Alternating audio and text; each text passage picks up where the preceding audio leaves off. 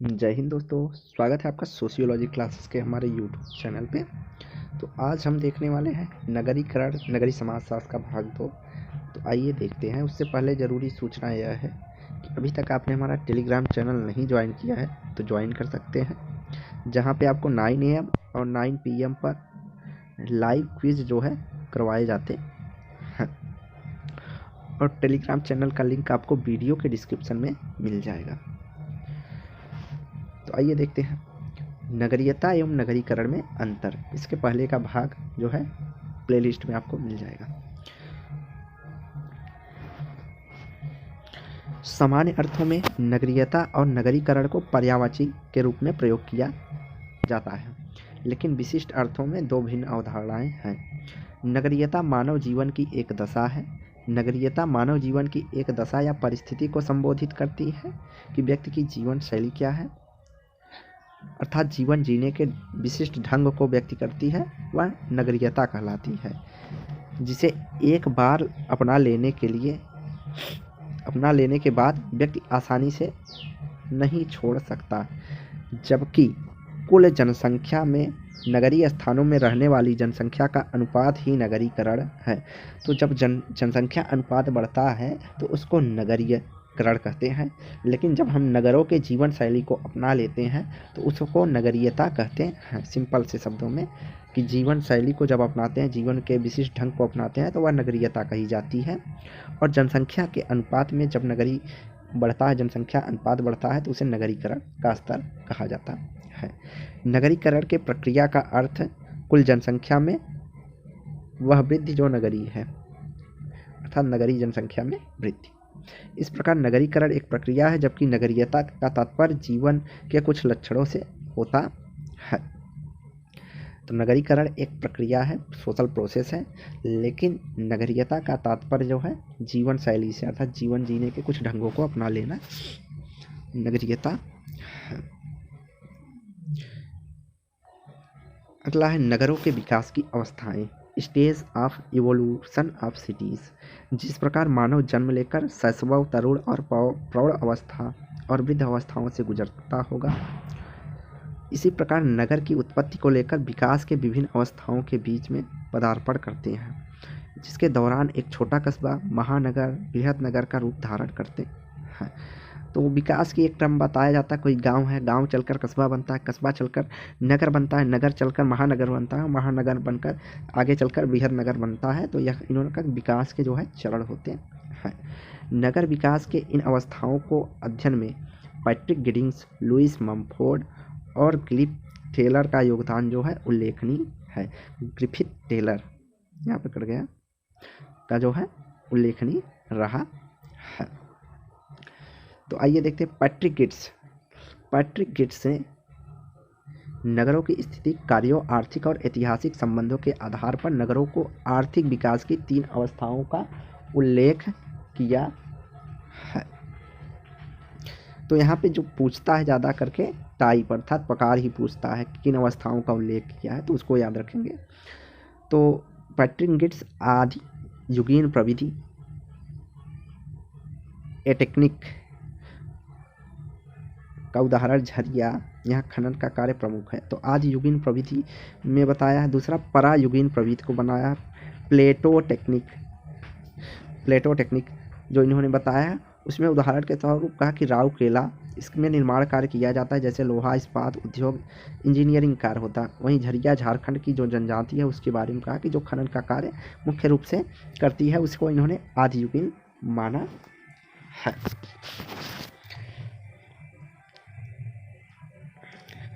तीसरा इन्होंने जो बताया वह नूतन प्रविधि या नियो टेक्निक कहा है। तो नियो टेक्निक के उदाहरण के स्वरूप इन्होंने बंगलोर, जहां कंप्यूटर, सॉफ्टवेयर, मशीनरी या औद्योगिक क्षेत्र पाए जाते हैं, उनको इन्होंने नूतन प्रविधि कहा है। तो इन्होंने क्या कहा कि एक आदि युगीन प्रविधि होगा, दूसरा परायुगीन प्रविधि होगा, तीसरा नूतन प्रविधि। तो इसकी बात करते हैं पैट्रिक गिडिंग्स।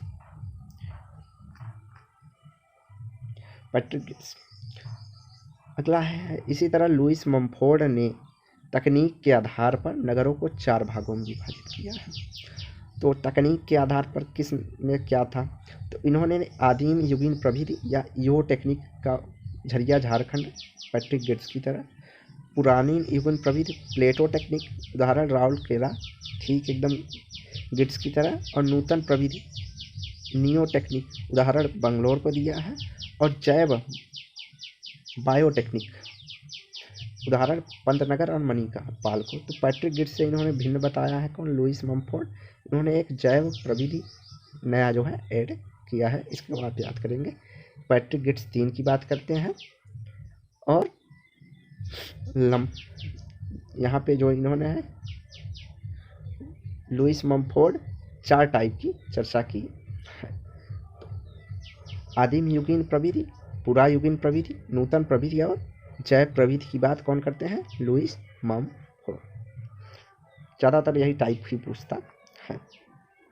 पुनः लुईस ममफोर्ड ने दोबारा 6 टाइप या 6 अवस्थाओं की चर्चा की है। इन्होंने कहा कि नगर के कार्यों के आधार पर और ऐतिहासिक तत्वों के सूक्ष्म अध्ययन के उपरांत जो है नगर के विकास की 6 अवस्थाओं की चर्चा की है।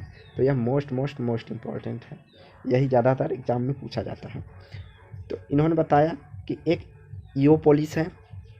ईओपोलिस में इन्होंने बताया कि यह नगर विकास की प्रारंभिक अवस्था है जहाँ लोग खनन व दोहन के लिए जुट जाते हैं। ईओपोलिस को इन्होंने नगर की प्रारंभिक अवस्था के रूप में चर्चा की है लुईस ममफोर्ड ने। दूसरा इन्होंने पोलिस की चर्चा की है। इस अवस्था में कई गांव अपनी अर्थव्यवस्था के संचालन हेतु सामूहिक सुरक्षा हेतु परस्पर सहयोग कर लेते हैं, जिससे एक विकसित कस्बा या टाउन उभर कर सामने आता है। इन्होंने पोलिस स्टेज की बात की, कहा इसमें कई गांव जो है आपस में मिलकर अपनी सामूहिक सुरक्षा के लिए गठबंधन या सहयोग बना लेते हैं, जिससे एक कस्बे का निर्माण होता है, जो कि सेकेंड स्टेज है। अगला इन्होंने बताया जो है मेट्रोपोलिस। तो मेट्रोपोलिस यह एक पूर्ण विकसित नगर की अवस्था के रूप में इसकी चर्चा की गई है, जिसमें नगर का नगरीय स्वरूप विकसित होकर सामने आता है। इस अवस्था में उद्योग, व्यापार, परिवहन, संचार व प्रशासन आदि उच्च स्तरीय विकास दिखलाई देता है मेट्रोपोलिस में। तो ईओपोलिस, पोलिस और मेट्रोपोलिस। उसके बाद मेगालोपोलिस। मेगालोपोलिस यह महानगर की अवस्था है जिसमें नगरीय विकास अपनी चरम अवस्था पर होती है तथा कुप्रबंधन की समस्या प्रारंभ हो जाती है। तो महानगर के स्टेज में कुप्रबंधन कई तरह की समस्याएं दिखने लगती हैं। तो ये चीज़ें इन्होंने कहा है। 5वां इन्होंने बात टायरनोपोलिस बताया है। इस अवस्था से नगर कुप्रबंधन की समस्या विकराल हो जाती है तथा नगर का ह्रास प्रारंभ हो जाता है। आर्थिक, सामाजिक, प्रशासनिक व्यवस्थाएं बिगड़ने लगती हैं। बेरोजगारी, भूखमरी, कुप्रशासन, असुरक्षा के कारण निरंतर उतार चढ़ाव से गुजरना पड़ता है। उसको इन्होंने टायरनोपोलिस कहा। कि तो टायरनोपोलिस जो ममफोर्ड ने बताया, कहा कि ऐसी इस अवस्था में नगर जो है अपने उस स्टेज पे पहुंच जाता है जहाँ की नगरीय समस्याएं जो वहाँ की कुप्रबंधन हो जाती है, समस्याएं कई तरह के विकराल हो जाते हैं, पर्यावरण प्रदूषण, रहने का हो गया, बढ़ती जनसंख्या क्या, इस मतलब कई तरह की जो है समस्याएं देखने को मिलती है, जिससे आर्थिक, सामाजिक, प्रशासनिक व्यवस्थाएं जो है बिगड़ने लगती है। चोरी, भुखमरी, भ्रष्टाचार, कुप्रशासन, सब असुरक्षा, सब चीज़ ऊपर नीचे होता रहता है। अगला है नेक्रोपोलिस। नेक्रोपोलिस यह नगर की समाप्ति की अवस्था है। यह नगर की समाप्ति अवस्था जिसमें नगरीय अर्थव्यवस्था बिगड़ जाने से भुखमरी, अकाल, महामारी आदि का प्रकोप बढ़ जाता है और नगर उजड़ जाता है। उसका प्रभाव क्षेत्र आर्थिक विपन्नता की स्थिति पहुंच जाती है, अथवा इस अवस्था को सिटी ऑफ डेथ भी कहा जाता है। तो नेक्रोपोलिस को जो है सिटी ऑफ डेथ की अवस्था कहा जाता है लुईस ममफोर्ड ने। तो लुईस ममफोर्ड ने 6 प्रकार के बताए, एक ईओपोलिस, पोलिस, नेक्रोपोलिस, मेगापोलिस और टायरनोपोलिस। उसके बाद नेक्रोपोलिस जो है लास्ट में इन्होंने बताया, जो कि सिटी ऑफ डेथ की अवस्था होती है। तो इन अवस्थाओं को कई बार एग्जाम में जो है पूछा गया है, नेट के एग्जाम में, तो मोस्ट इम्पॉर्टेंट है।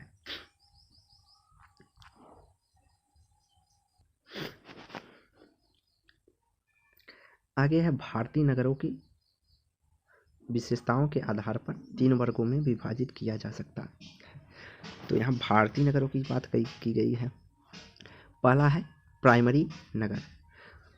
तो प्राइमरी सिटी जो है, जब कोई नगर इतना महत्वपूर्ण हो जाता है कि वह समस्त गतिविधियाँ चलाई जाती है। जैसे दिल्ली और कोलकाता एक समय में थी, वह प्राथमिक नगर है। वर्तमान में दिल्ली और मुंबई को हम प्राथमिक नगर मान सकते हैं। अगला है long normal town. Long normal town, इसके अंतर्गत उत्तर प्रदेश तथा राजस्थान के शहर आते हैं।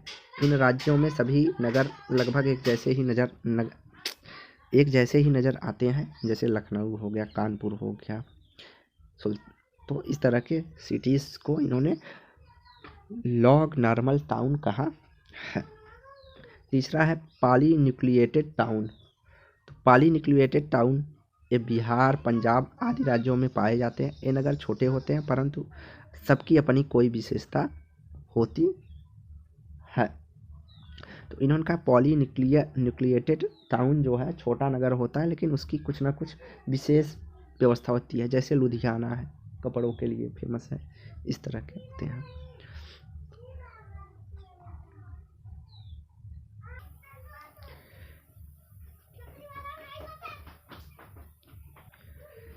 अगले हैं ग्रिफिथ टेलर। ग्रिफिथ टेलर ने नगरों के विकास व पतन की 7 अवस्थाओं का वर्णन किया। यह भी मोस्ट इम्पॉर्टेंट है। तो इन्होंने बताया कि पहले पूर्व शैशवावस्था में रहेगा नगर, फिर शैशवावस्था, बाल्यावस्था, किशोरावस्था, प्रौढ़ावस्था और उत्तर प्रौढ़ावस्था के बाद वृद्धावस्था जो है इसका आखिरी स्टेज होगा। तो इन्होंने पूरी तरह से मानव के विकास के साथ जोड़कर नगरों के विकास को देखा है ग्रिफिथ टेलर ने। अगला पैट्रिक गिब्स ने नगरों के विकास व पतन की 6 अवस्थाओं का वर्णन किया है। तो इनका तो मोस्ट इम्पॉर्टेंट हो जाता है पैट्रिक गिब्स की। इन्होंने पैरासिटोपोलिस की चर्चा की है, पैथकोपोलिस की चर्चा की है, मेट्रोपोलिस की चर्चा की। पैरासिटोपोलिस, पैथकोपोलिस, मेट्रोपोलिस, मेगापोलिस, टायरनोपोलिस और नेक्रोपोलिस की जो है इन्होंने चर्चा किया पैट्रिक गिब्स ने। तो एक बार फिर से देख लेते हैं इसको। पैरासिटोपोलिस, पैथकोपोलिस, मेट्रोपोलिस, मेगापोलिस, टायरनोपोलिस और नेग्रोपोलिस की चर्चा इन्होंने की है। कौन? पैट्रिक गिब्स ने। उसके बाद जेपी गिब्स का वर्गीकरण है। तो जेपी गिब्स ने कहा कि अति प्राचीन नगरीकरण होता है, सुनिश्चित नगरीकरण होता है, चिरसम्मत अवस्था, पूर्व औद्योगिक नगरीकरण होता है, और फिर औद्योगिक नगरीकरण की जो है जेपी गिब्स ने वर्गीकरण किया है नगरों के रूप में।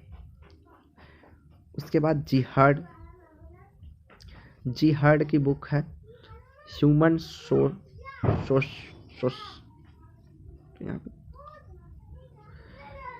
Society and introduction to sociology जो है इनकी पुस्तक रही है। किसकी? जी हर्ड की। इनके अनुसार 3 अवस्थाएं होती हैं: पूर्व औद्योगिक अवस्था, औद्योगिकृत नगरीय अवस्था और महानगरीकरण की अवस्था। नगरों के विकास का सिद्धांत, theory of D development of cities. अतिरिक्त उत्पादन का सिद्धांत किंग्सले डेविस का है। सैनिक आधिपत्य का सिद्धांत मार्गरेट मूरे का है। अतिरिक्त उत्पादन का सिद्धांत किंग्सले डेविस है, मोस्ट इम्पॉर्टेंट। और सैनिक आधिपत्य का सिद्धांत मार्गरेट ए मूरे का है। इन्होंने कहा सैनिक के आक्रमणों के पश्चात आक्रमणकारियों ने विजयी स्थानों पर प्रथम नगरों में सैनिक शिविरों की स्थापना की, जो कि प्रथम नगर बने। और किंग्सले डेविस कहते हैं जहां अतिरिक्त उत्पादन होता है, जिस बाजार की स्थिति आ जाती है, वह प्राथमिक नगर माना जाने लगा। धीरे धीरे बाजार के रूप में वहाँ लोग आने लगे और अपना जनसंख्या वहाँ की वृद्धि होने लगी।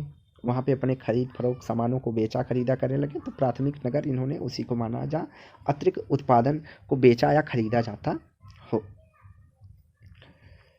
एच जी क्रिल ने कहा हथियारों और लड़ाई को नगरों के विकास के लिए उत्तरदायी माना है। किसने? क्रिल ने। हथियारों और लड़ाई को नगरों के विकास के लिए उत्तरदायी माना है ए जी क्रिल। आदिम गांव का सिद्धांत, पुस्तक है द सिटी। द कार्विंग एवं LK. Thomas. Most important point है, कभी मान लीजिए एग्जाम में पूछ लिया। इससे पहले हम द सिटी जो पुस्तक है मैक्स वेबर की है, पार्क बर्गेस की एक ऐसे ऑफ द सिटी है, और उसके अलावा क्वार्गिम एवं एल.के. थॉमस की भी पुस्तक द सिटी है। प्रथम नगर आदिम गांव थे जो धीरे धीरे नगरीय केंद्रों में विकसित हो गए। तो इन्होंने कहा कि जो प्रथम नगर थे वह आदिम गांव से विकसित होकर नगरीय केंद्र बने हैं। उसके बाद परिवहन का सिद्धांत है चार्ल्स कुले का। चार्ल्स कुले मानते हैं नगरों की उत्पत्ति यातायात एवं संदेश वाहन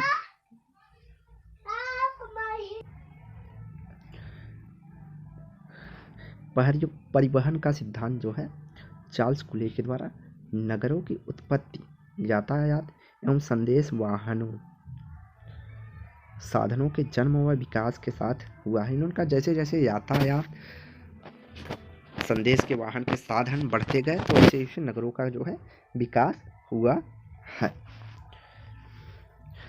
सामाजिक परिवर्तन का सिद्धांत, तो नेल्स एडरसन ने नगरों के विकास का कारण आविष्कार और परिवर्तन को माना है। तो किसने आविष्कार और परिवर्तन को माना है? Nails Anderson. सामाजिक परिवर्तन का सिद्धांत है। उसके बाद उद्विकास का सिद्धांत, ममफोर्ड ने नगरों के विकास गांव से होता है। इन्होंने कहा नगरों का विकास गांव से होता है। इन्होंने गांव को अप्रत्यजनत्य अंडे की तरह माना है, अर्थात जिसमें से